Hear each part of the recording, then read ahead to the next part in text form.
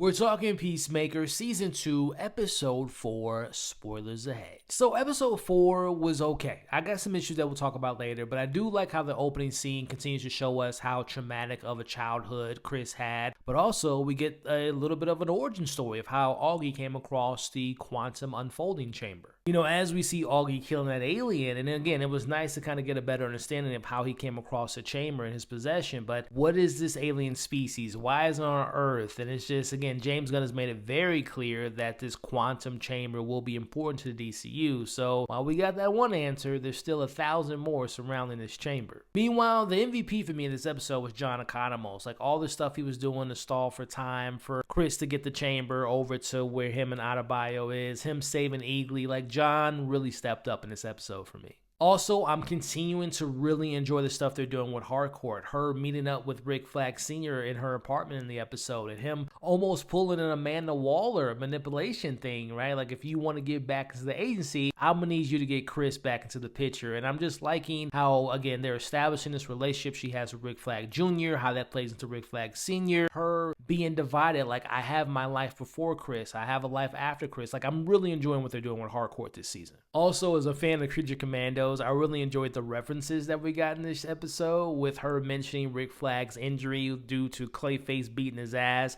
but also name dropping where they were in the show as well. And also the conversation between Adebayo and Chris, and her just saying, like, bro, you're delusional, like, you're living someone else's life, and him convincing himself, like, no, this was supposed to be my life. Like, I really have enjoyed the Adebayo-Chris relationship in this season, but one of my issues with this season is the lack of Adebayo. Like, they've given her nothing to do other than being a good friend to Chris. And we end this episode in an interesting place with Harcourt seamlessly giving up on Chris and her choosing her job over him. But again, my issue with this episode 1 and 2, is I like what Chris is doing this season. I like what Harcourt is doing this season. You know, John has funny moments. Of course, we love Eagly, and of course, Adebayo and Vigilante, but I don't like that this season has split up the 11th Street Kids. Like, it feels uneven. We have characters that don't really have nothing to do, at least 4 episodes in. And I feel like the whole dimensional plot line is like a one-trick pony so far.